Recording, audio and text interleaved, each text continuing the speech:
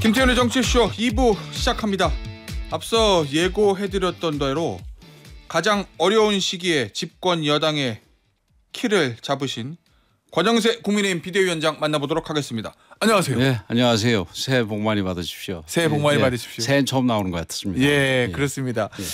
이 비대위원장 맡으신 지 한 달 정도 되셨는데 한 달 조금 넘었습니다. 예, 이 질문을 드리기도 좀 죄송스러운 측면도 있어요. 잘 지내셨습니까? 비대위원장 맡으시고 한 달. 힘들게 지내고 있습니다. 가장 어려운 시기에 중요한 직책을 맡으셨어요. 예, 뭐 지나고 보면은 뭐 늘 어려운 때가 있었지만 또 이렇게 새롭게 어려움을 겪게 되면은 뭐 지금이 제일 어려운 때 아닌가 이렇게 생각하게 되는데 이번에도 뭐 당연히 그렇지만 이번에 어려움은 좀 더 좀 많이 어려운 것 같습니다. 잘 헤쳐나가야지요. 뭐 지금까지 그래도 많이 이렇게 우리 당과 지지자들이 많이 도와주시고 그래서 조금 그래도 좀 처음에 예상했던 것보다는 좀 덜 어렵게 지나가고 있는데 근데 뭐 지금 이게 아직은 뭐 고정된 게 아니고 얼마든지 뭐 더 좋게 우리가 갈 수 있도록 노력을 합니다만은 어느 한순간에 더 나쁘게 갈 수 있다 이런 생각을 가지고 그야말로 살얼음판을 걷듯이 조심해서 가고 있습니다.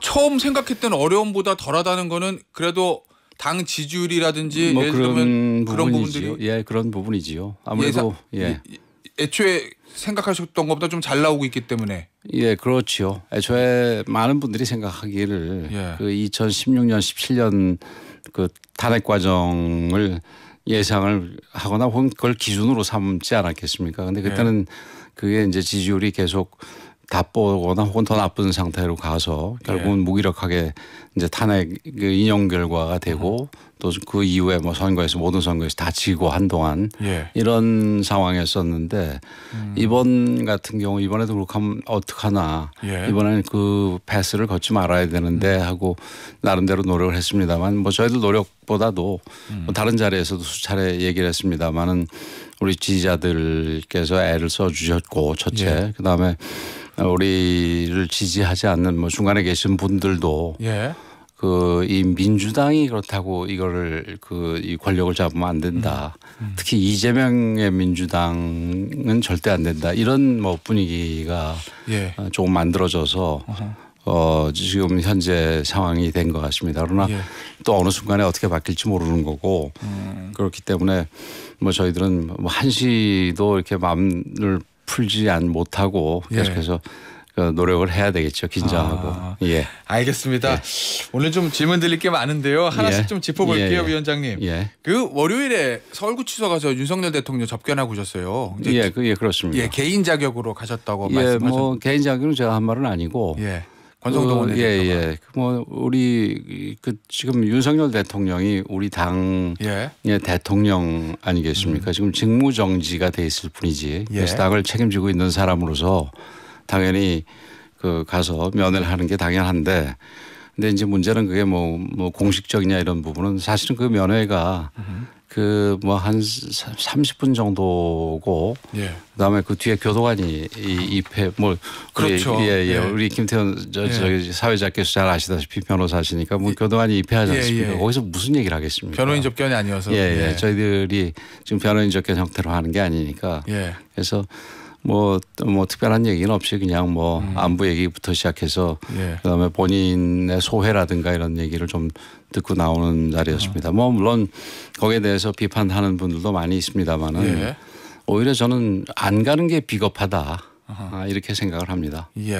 어쨌든 교도관이 있으니까 뭐 민감한 얘기는 할 수 없는 상황이긴 한데 그런데 이제 민주당 쪽에서는 나치도 선거를 집권했다. 그러면 민주당을 나치에 비유한 것 같은 발언을 대통령이 한 거를 이제 나경원 의원이 전해서 문제를 삼고 있던데 그 발언 그래서 뭐 저는 기억이 나지 않고 뭐 같이 같은 권성동 의원도 뭐 기억을 잘 못하겠다고 얘기를 하더라고요. 근데 나 의원이 그렇게 얘기를 하시는데 뭐 그건 정확하게 모르겠습니다. 알겠습니다. 근데 이제 뭐 나치가 선거로 집권한 건 맞는 얘기긴 맞는 얘기지요. 알겠습니다. 어쨌든 이제 어제 나경원 의원은 본인이 이제 들었다고 얘기는 했는데 우리 비대위원장님은 그리고 권성동 원내대표님은 듣지 못했다는 말씀이신 거고요. 어제 이제 헌재 탄핵 심판이 있었는데 대통령이 어제 처음으로 공작이라는 단어를 썼어요.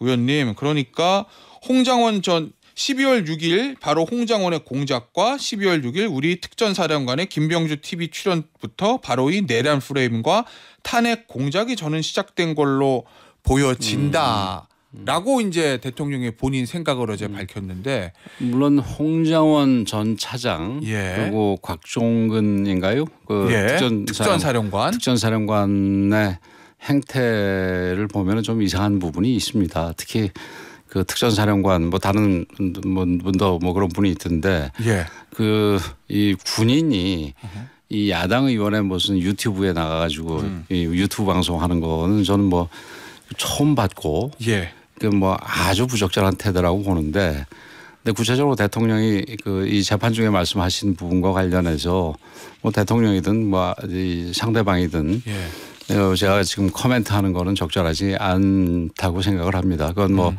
그 헌법재판소에서 나름대로 객관적으로 중립적으로 판단을 하겠지요. 알겠습니다. 헌재 판단에 맡겨놓는다는 말씀이시고, 어제 이제 기자회견 하셨어요. 저 취임 한 달도 했고 10년도 됐으니 어제 나왔던 얘기들 중에서 조기 대선은 생각하지 않고 있다라는 그런 말씀. 그렇습니다. 우리는 뭐 그 얘기는 뭐 그냥 단순합니다. 조기 대선이라는 게 결국은 그 헌재가 인용되는 걸 전제로 하는 거 아니겠습니까? 그렇죠. 근데 우리는 뭐 헌재가 인용이든 기각이든 어떤 판결을 하겠지만, 심판을 하겠지만 그게 아직 나와 있지 않은 상태에서는 어느 한쪽을 전제를 해서 거기에 대해서 준비하고 이러는 거는 적절하지 않다 이렇게 생각을 합니다. 뭐 국민의힘에서는 당연히 헌재 기각을 바라겠지만 이게 뭐 사법 절차라는 게 결과를 예단할 수 있는 건 아니니까. 그렇죠. 뭐 민주당 입장에서는 지금 이재명 대표의 사법 리스크 때문에 어떻게 해서든지 이게 인용이 돼서 빨리 대선을 해야지 이재명 그 대표에게 그 출마할 기회가 생긴다 생각을 해가지고 뭐 여러 가지 준비도 하고 그러겠습니다만은 그건 뭐 이 공당의 모습은 아니라고 보고요. 저희는 지금 뭐 그런 거 상관없이 뭐 어제도 같은 얘기를 했습니다만은 그 사실은 지금 우리가 필요한 거는 뭐 평시에 어느 정당이든 마찬가지겠습니다만은 국민의 지지를 많이 받아야 우리 당이 내는 정책에 대해서 마찬가지로 국민들의 지지를 받아서 정책에 힘을 받아서 할 수 있고, 특히 우리 같이 지금 국회에서 소수 정당인 경우는 그렇습니다.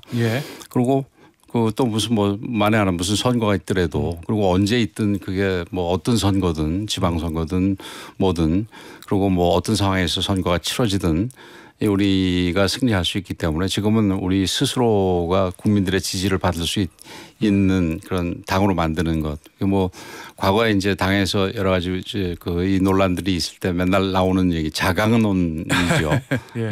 자강이 필요한 때다 그렇게 생각을 합니다. 알겠습니다. 아니 그런데 일각에서는 아니 만약에 조기 대선 열리면 그때부터 준비하면 너무 늦는 거 아니야라는 그런 우려 섞인 시선도 있던데요. 뭐 거기에 대한 대답은 뭐 한결같습니다. 그 뭐 방금 아까 제가 다 그 부분을 포함해서 말씀을 드린 게 우리 당이 튼튼하면은 그게 언제 그 어떤 그 일이 닥치든 우리가 능히 그 성공적으로 해낼 수가 있다 이렇게 말씀드릴 수 있습니다. 그 관련된 얘기일 수도 있겠는데요, 위원장님. 당의 화합 이후에는 쇄신을 할 차례다. 그리고 쇄신에는 방향이 아닌 내용의 진정성이 있어야 한다. 이런 말씀을 어제 하셨던데 어떤 의미죠? 그 이제 뭐 통상적으로 옛날에 왜 그 그 요즘 학생들은 뭐 이해를 잘 못하겠습니다. 옛날에 보면 뭐 공부 열심히 하겠다고 그러면 우선 머리부터 깎고 뭐 이런 때가 있었지 않습니까? 절에 들어가서 하기도 하죠. 그래서 그게 이제 영화 속에서는 좀 나오고 그러는 장면인데 그거보다는 실질적으로 공부를 해야 되는 거 아니겠습니까? 그렇죠. 이제 그런 식으로 우리도 이 쇄신을 하기 위해서는 우리 당이 달라지는 게 그 가장 우리 필요한 부분이 정책적으로 국민들이 필요한 부분, 뭐 대부분이 민생이고 경제 부분이겠지요. 그리고 또 다른 한편으로는 이제 안보 부분에서 우리 안보를 책임질 사람이 지금 거의 뭐 흔들려 있는 상황이니까 그런 부분에서 튼튼하게 하는 정책을 만드는 것 이런 게 중요한 거고 어줍지 않게 무슨 좌파를 따라하거나 특히 보수 입장에서는 보수의 그 이 가치에 이 뭐라고 충실하게 그런 개혁 방안을 만드는 게 그 쇄신이라고 생각을 합니다. 물론 좌파에서는 지금 이재명 대표가 하려고 그러는 것처럼 예. 이제 우파 쪽으로 와야지 그게 개혁이 되겠지요. 아하. 근데 거기 제대로 안 오는 것 같아서 제가 예. 뭐 별로 그렇게 이 신뢰를 하고 있지는 않습니다만 우리 입장에서는 보수의 이념, 그러나 보수가 낡은 보수가 아니라 새로운 보수에 충실한 그런 정책을 만드는 거가 필요하다고 보는데, 그래서 지금 당에서 그러니까 뭐 우리 보수의 가치 이념에 대해서 조심스럽게 조금씩 그러니까 다시 고민하는 그런 과정을 우리 전략기획 이 부총장이 이제 뭐 당의 쇄신, 일반적인 당의 쇄신의 이제 관점에서 뭐 세미나도 하고 나름대로 기획위원회에서 토론도 해가지고 가치를 가다듬고 또 그것과 병행해서 우리 당이 그런 가치에 잘 부합하는 정책이 뭔지를 지금 그 우리 정책위와 여의도 연구소가 같이 고민들을 하고 있습니다. 그러면 위원장님, 이재명 대표가 뭐 지금 우클릭을 한다라는 표현들을 많이 하잖아요. 그것과 마찬가지로 국민의힘의 쇄신 차원에서 약간 좌클릭하는 거, 뭐 중도 확장을 노리는 거, 그런 것도 포함이 된 겁니다. 뭐 중도 확장이라는 건 우리가 지금 말씀드렸듯이 뭐 경제 민생 이런 부분에 대해서 우리 국민들을 위한 정책을 만들어가면 자연스럽게 우리 국민들께서도 우리 그러니까 중도에 있는 국민들께서도 우리 당에 대한 지지의 폭이 좀 넓어질 거라고 생각이 됩니다. 위원장님, 이 결국 정책적인 부분도 그렇지만 결국 이제 정치인데 이 국민의힘의 중도 확장 그걸 위해서는 역시 윤석열 대통령과의 관계, 그리고 이제 강성 지지층의 문제, 그 문제를 지적하는 소위 말하는 보수 언론에서도 그 문제를 좀 지적하고 있거든요. 그 부분은 어떻게 슬기롭게 해결해야 된다고 보세요? 글쎄요, 뭐 우선 뭐 강성 지지층 부분은 지금과 관련해서 말씀을 드리자면은 우리 뭐 강성으로 이 보수적인 성향을 띠는 분도 다 우리가 함께 해야 될 분들이고 또 그리고 중간에 계신 분들도 우리가 함께 해야 될 분이고 결국은 뭐 정치는 현실적으로 보면 누가 많은 숫자의 지지를 받느냐 이런 거 아니겠습니까? 그렇죠. 그래서 뭐 요즘 정당 뭐 캐치 올 파티 뭐 이런 얘기가 있지 않습니까? 그래서 그런 부분에서 우리가 좀 너무 극단적인 이념을 가지고 있어서 도저히 이건 보수라고 볼 수가 없고 우파라고 볼 수가 없다라는 거.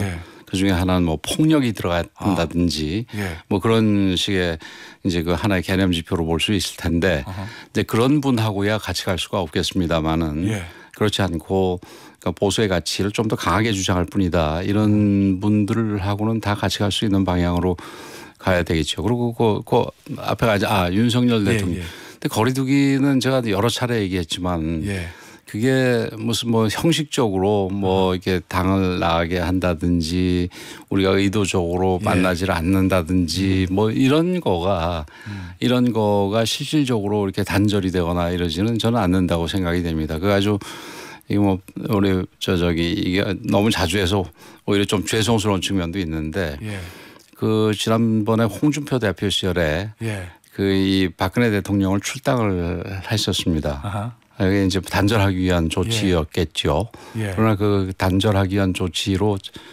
단절이 됐습니까? 저는 안 됐다고 봅니다. 그래서 어차피 뭐 국민들은 같이 볼 거다 이런 말씀이시군요. 그렇죠. 그래서 그거보다는 우리 윤석열 정부가 이 탄핵 전까지 이 직무를 보실 때 했던 것 중에서 좋은 부분은 계속해서 이어나가고 문제가 됐던 부분 같은 경우는 우리가 고쳐나가고 이런 이 모습에서 뭐 단절도 가능하고 그다음에 뭐 거리두기도 가능하고 그게 적절한 표현인지 모르겠습니다만 어쨌든 인위적으로 거리를 두고 단절하는 것보다는 그게 이 보수라는 게 이게 한편으로 뭐 획기적으로 뭘 끊어버리고 뭐 이런 게 아니지 않습니까? 그래서 차츰 고쳐나가는 거지요. 그래서 그런 모습이 오히려 우리 국민들로 하여금 좀 안정적이면서 변화하는 모습 이런 거를 보여드릴 수 있어가지고 오히려 더 소구될 가능성이 크다고 봅니다. 알겠습니다. 그러면 결국 만약에 조기 대선이 열린다면 그 상황에서 당이 방향 설정을 하면서 자연스럽게 좀 뭐랄까 멀어지기라고 그럴까요? 거리두기라고 그럴까요? 그런 게 자연스럽게 이루어질 것이다. 뭐 그런 취지로 제가 이해해도 되겠습니까? 뭐 조기 대선 부분과는 관련해서는 제가 말씀드리진 않겠습니다만은 그러니까 어쨌든 우리 당 입장에서는 그러니까 우리 대통령이 사실 계실 때도 현 저 직무에 계실 때도 그렇게 당연히 했어야 되는 부분이지요. 그러니까 뭐 옳은 부분에 대해서 적극적으로 지원을 하고 그 틀린 부분에 있어서는 당에서 우리가 민심은 좀 더 우리가 정확하게 알 수 있으니까 현장에 우리가 더 접촉면이 넓으니까 우리 당 입장에서 이거는 문제가 있는 정책이다라고 제기를 했어야 마땅하지요. 그런데 그러지 못한 부분들이 솔직히 좀 있다 보니까 정부의 지지율이 그렇게 높지 못한 상황이었었는데 지금부터라도 그러니까 이 지금 정책적으로 단절하거나 교정하거나 이럴 부분은 교정 단절을 하고 그래야지 사람과 무슨 인위적으로 단절하고 거리두고 하는 거는 의미가 없다 이렇게 알겠습니다. 말씀을 드립니다. 위원장님 어제 이제 기자회견에서 하셨던 이야기들 중에서 이런 표현도 있더라고요. 경제 관련해서 경제 민주화도 좋지만 경제 자유화가 더 필요하다. 그러면은 이게 경제 민주화가 지금 제가 알기로는 국민의힘 당원에 이제 명시된 걸로 알고 있는데 그러면 당원 단계를 좀 개정까지도 뭐 앞으로 고민을 해봐야 될 텐데. 그러니까 경제 민주화도 여전히 중요한 개념이긴 한데 이제 경제 민주화를 지나치게 이 강조해서 읽거나 잘못 읽으면 어저께 오독이라는 표현을 썼는데 그렇게 될 경우에는 뭐 좀 약간 그 사회적 시장 경제를 넘어서 사회주의적 시장 경제까지 갈 수 있는 위험성은 틀림없이 있습니다. 그래서 그 어제 제가 예를 든 거가 그 마트에 휴일을 갖다 평일로 하자는 부분에 대해서 지금 야당은 반대하는데 근데 그럼 기업 입장에서 그러니까 평일로 하는 부분에 대해서 기업 입장에서는 그렇게 해야지 기업이 지금 내수가 안 좋은 상태라서 소상공인도 어렵지만 지금 대기업도 심지어는 어려운 상황입니다. 그래서 이런 부분들을 좀 자유롭게 기업으로 하여금 자유롭게 해주는 게 필요하다. 그게 소상공인한테 그 피해를 엄청나게 주고 있다면 모르겠는데 그렇지 않은 게 뭐 실증적인 결과는 그렇게 심하게 주지는 않는다는 거 아니겠습니까? 그리고 사실은 반도체 법 관련해 가지고 52시간 그 노동 시간에 예외를 두는 법도 부분도 마찬가지입니다. 이제 뭐 어떤 민주화의 관점에서 강하게 얘기를 하다 보면은 그 휴식 시간을 확보해야 되는 거 아니냐 뭐 이런 얘기가 나와서 52시간 규제를 유지하자 이렇게 해야 될 겁니다. 이게 뭐 민주노총이 전형적으로 하는 얘기인데 지금 민주당 입장에서는 민주노총하고 사실상 끈끈하게 연계가 돼 있고 거기하고 이 협력이 끊어지면 본인들이 여러 가지 선거 전략에 문제가 있다고 생각을 하기 때문에 전혀 못 끊고 있는데 근데 그 부분은 민주화를 강조하다가 기업의 자유화가 사라지는 거 아니겠습니까? 사실 연구원들 같은 경우에 저희 본인들도 52시간 넘어서 이 노력을 해가지고 어떤 결과를 만들어내고 싶어 할 겁니다. 그리고 또 그런 분야가 아니라도 또 52시간 전반에 대해서도 좀 문제가 있다고 저는 생각을 하는 게 지금 52시간에 묶여 있다 보니까 그게 임금이 적어가지고 이게 두 가지 일을 해야 되는 그런 경우도 생길 수 있는 거 아니겠습니까? 그래서 저는 그런 부분에서 기업들이 좀 자유롭게 뛸 수 있도록 더군다나 이게 경쟁이 지금 우리나라 내부의 국내 경쟁이 아니라 완전히 요즘 대부분의 기업들은 소위 중견 기업 정도까지도 이게 그 무한한 국제 경쟁에 내몰리는 상황 아니겠습니까? 이런 상황에선 기업들이 좀 더 자유롭게 하되 그 대신에 그로 생기는 이 낙오자들의 문제는 복지를 강화해서 그건 해결해야 된다 이렇게 생각을 합니다. 알겠습니다. 지금 최근에 이제 국민의힘에서 헌재의 어떤 공정성이나 편향성 또 이념적인 부분들에 대한 지적이 많은데 일각에서는 이 보수 정당이 가장 중요하게 생각하는 것 중에 하나가 법치인데 과연 사법부를 흔드는 게 맞는 것이냐라는 일각의 지적도 있잖아요. 위원장님 그 부분 그런 비판에 대해서는 어떤 생각을 가지고 계세요? 저는 사법부를 흔드는 게 아니라 흔들리는 사법부를 붙드는 겁니다. 흔들리는 사법부를 붙든다. 이게 어제도 그 간담회 때 비슷한 질문이 나왔는데 당연하죠. 보수의 핵심 가치 중에 하나가 법치주의의 확립인데 지금 사법부의 내부 구성원들의 문제로 인해서 이게 그 법치주의가 흔들린다면은 흔들고 있는 내부 구성원의 행태에 대해서 우리가 지적을 하고 바로잡을 의무가 있다고 생각을 합니다. 더군다나 보수주의자로서. 그래서 그런 부분을 지적하는 거는 그건 우리가 법치주의를 확립하는 일이고 또 보수의 가치를 더 이렇게 단단하게 하는 일이지. 예. 그러니까 지금 야당이나 좌파들이 공격처럼 그렇게 하는데 넘어갈 일은 아니다. 예. 이렇게 생각을 합니다. 그 야당에서는 이거 탄핵 결과 나오면 불복하려고 빌드업하는 거 아니야라는 의심의 눈초리도 가지고 있던데 그거는 아닌 거죠. 뭐 그분들은 뭐든지 의심하고 뭐든지 이상하게 생각하게 보니까 예. 뭐 무슨 얘기를 하든지 뭐 일단은 듣긴 듣습니다만 그렇게 그런 내용의 주장에 대해서는 그걸 관심을 두고 있지 않습니다. 아, 그 불복은 아니다. 예. 예. 알겠습니다.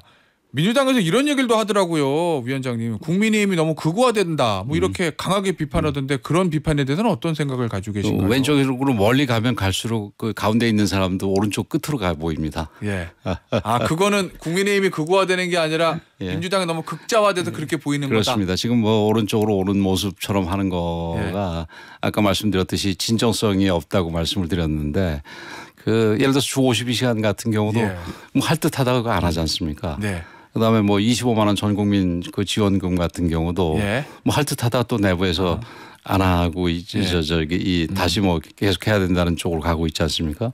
근데 뭐 이 전 국민 지원금 주고 이런 거는 전형적으로 좌파적인 거지요. 예. 그리고 그 실험은 이미 실패를 한 게 여러 케이스가 있습니다. 뭐 원래 시작했던 스위스에서도 그렇고 우리나라 경기도에서 파주에서도 그거를 한시적으로 했는데 오히려 그 주민들의 숫자가 더 줄어들어 버렸다는 거 아니겠어요? 그래서 그리고 아까 그 이제 우파 부분에 있어서는 이제 좀 그 뭐 극우 강경파들이랑 가까이 지내는 거 아니야 이런 얘기를 했습니다만 한 거랑 연결이 된다고 보겠습니다만은 그 저희들이 볼 때 그 뭐 그런 분들에 대해서 우리가 아주 극우적인 생각 그래서 굉장히 폭력적이거나 위험한 분들하고는 저희는 절대 같이 하지 않고 있습니다. 서부지법 난동 사태와 같은 것까지 선을 긋는다. 그렇죠. 예, 보수의 가치가 그런 식의 폭력이 절대 아닙니다. 거기하고는 절대 선을 그어야 됩니다. 알겠습니다. 위원장님. 산유국이 됐으면 좋았을 건데 대왕고려 프로젝트가 실패했는데 사실상 보수 언론에서도 좀 뭐 사기극 뭐 희망 고문 이 사설에서 강하게 지금 비판하고 있거든요. 글쎄요. 그거 지금 한 번 실추했는데 안 되겠다는 거 아니겠습니까? 그래서 앞으로 시추를 더 하게 될지 저는 해보는 게 필요하다고 생각이 되는데 하게 될지 모르겠습니다만은 그런 거가 한 번 이게 시추를 해봤는데 바로 나오고 그러면 그거 뭐 산유국 안 되는 나라가 어디 있겠습니까? 과거에 그 관련해서 MB 정부 때 소위 자원 외교라 그래가지고 여러 가지 이 뭐 히토리를 포함해서 여러 가지 중요 자원들에 대해서 확보하는 정책을 했습니다. 근데 그때 특히 야당 중심으로 해서 많은 분들이 비판을 해서 결국은 그 정부가 다음 정부에서는 그걸 다 팔고 이렇게 이 발을 빼고 나왔던 일이 있는데 그 뒤에 그 자원들이 엄청나게 올라가지고 오히려 그 빠져나온 거에 대해서 비판이 있었습니다. 그래서 이런 거는 특히 자원과 관련된 부분은 좀 긴 숨을 보고 봐야지 해야지 당장 한 번 했는데 뭐가 안 된다고 그게 그냥 바로 이게 비판하고 그러는 거는 적절하지는 않다고 봅니다. 알겠습니다. 위원장님 마지막 질문입니다. 한 30초 남았는데요. 민주당에서 명태균 특검법 추진한다고 하거든요. 어떤 입장이세요? 명태균 특검법은 지금 한참 수사를 하고 있는데 거기서 왜 갑자기 특검법을 하는지 모르겠습니다. 이분들이 아무리 탄핵하고 특검을 좋아하는 정당이라도 이거 뭐 너무 좀 심한 것 같습니다. 바로 그런 태도 때문에 저희들이 요번 지금 탄핵 상황에서 도움은 좀 받고 있습니다만은 나라를 위해서라도 더 이상 그런 일은 그만했으면 좋겠습니다. 일단은 국민의힘은 반대다. 알겠습니다. 오늘 인터뷰는 여기서 마무리하도록 하겠습니다. 지금까지 국민의힘의 권영세 비대위원장이었습니다. 위원장님 감사합니다. 감사합니다.